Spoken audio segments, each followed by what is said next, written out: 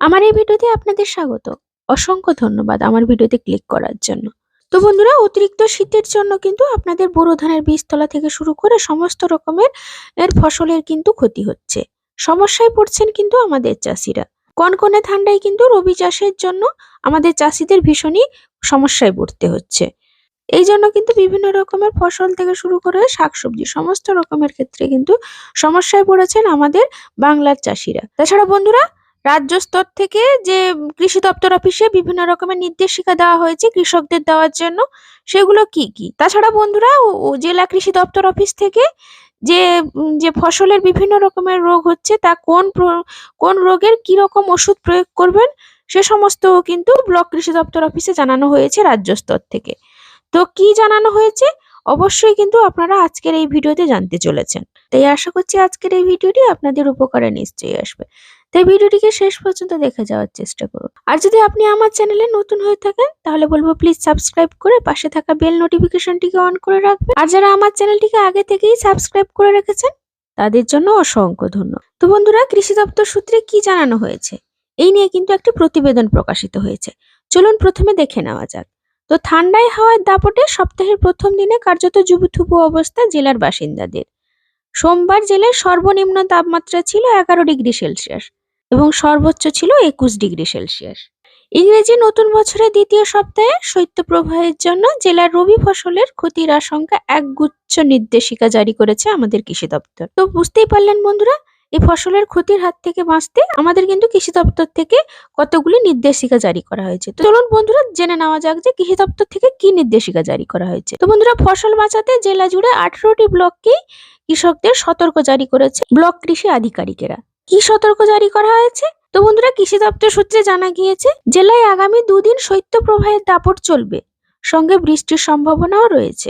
কৃষি নির্ভর নদিয়ায় শীতের মরশুম গম, ভুট্টা, মুসুরি, মটর, আলু, সর্ষে ইত্যাদি রবি ফসলের চাষ হচ্ছে। তো বন্ধুরা, শুধু গম, ভুট্টা, মুসুরি, মটর, আলু, সর্ষে নয়, ধান চাষও কিন্তু হচ্ছে। তাই অতিরিক্ত শৈত্যপ্রবাহের কারণে এবারে কিন্তু এই বীজতলা নিয়ে সমস্যায় পড়েছেন চাষিরা। কেননা ধানের পাতা লালচে হয়ে যাচ্ছে, ব্যাঘাত ঘটছে গাছের বৃদ্ধিতেও। সর্ষে চাষের ক্ষেত্রেও সমস্যা দেখা দিয়েছে। সমস্যায় শীতকালীন ভুট্টা চাষিরাও। সব রকমের ফসলের ক্ষেত্রে কিন্তু এই শীতের জন্য সমস্যা তৈরি হয়েছে। তো এর আগে বলা হয়েছে দেখুন যে বোরোর বীজতলায় জৈব সারের সঙ্গে সালফার গঠিত সার প্রয়োগের পরামর্শ দিয়েছেন কৃষি বিশেষজ্ঞরা। তাদের কথায় সালফার জমি গরম রাখতে সাহায্য করে। তো এর আগেই সেই জন্য বলেছিলাম বন্ধুরা, কৃষি দপ্তর থেকে কৃষি বিশেষজ্ঞরা কি জানিয়েছেন এই সমস্যার সমাধান হিসাবে। তাই কিন্তু ওনারা জৈব সারের সঙ্গে সালফার ঘটিত প্রয়োগের জন্য পরামর্শ করেছেন। তাছাড়া আবার বীজতলায় কেরোসিন মাখানো নারকেলের দড়ি দিয়ে গাছের আগা ভেঙে দেওয়ার পরামর্শ দেওয়া হয়েছে কৃষি দপ্তর থেকে। তো বুঝতেই পারলেন বন্ধুরা, আমাদের কৃষি দপ্তর অফিস থেকে কি পরামর্শ দেওয়া হয়েছে।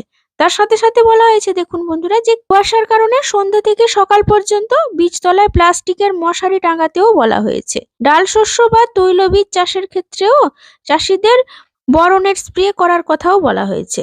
বন্ধুরা, সোমবার সকাল থেকে শৈত্যপ্রবাহের কারণে অনেক চাষি কিন্তু কনকনে ঠান্ডায় জমিমুখও হননি। রানাঘাটের আনুলিয়ার বাসিন্দা সুজিত সরকার, পিন্টু বর্মনদের কথায় সকালে জমিতে গিয়ে বীজতলার জল বের করে দেওয়ার কথা ছিল, কিন্তু এত ঠান্ডায় যে সকালে জমিতে যেতে পারছি না। জানি না এবার চাষ কেমন হবে।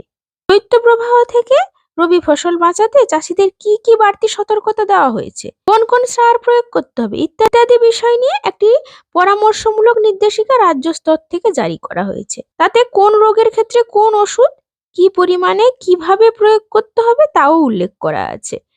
সেই মতো প্রচার চালাচ্ছে কৃষি ব্লক দপ্তর। তাছাড়া জেলা উপকৃষি অধিকর্তা বলেছেন যে প্রতিকারের চাইতে প্রতিষেধক ব্যবহার করার কথাই চাষিদের বলা হচ্ছে। গাছে রোগ ও অনুখাদ্যের অভাব হলে লক্ষণ প্রায় একই থাকে। তাই আক্রান্ত গাছ বা পাতার নমুনা নিয়ে চাষিদের ব্লক অফিসে আসতে বলা হয়েছে। তো বুঝতেই পারলেন বন্ধুরা, চাষিদের ফসলের ক্ষতির হাত থেকে বাঁচতে আমাদের ব্লক কৃষি দপ্তর অফিস থেকেও কিন্তু এই রকম কিন্তু নির্দেশ দেওয়া হয়েছে। তাই বন্ধুরা, আপনাদের যদি এরকম কোনো রকম ভাবে সমস্যা হয় অবশ্যই আপনারা ব্লক কৃষি দপ্তর অফিসে গিয়ে যোগাযোগ করুন। তো বন্ধুরা, আজকের ভিডিওটি এই পর্যন্ত। যদি ভিডিওটি ভালো লাগে অবশ্যই কিন্তু একটি লাইক দিতে ভুলবেন না। ধন্যবাদ।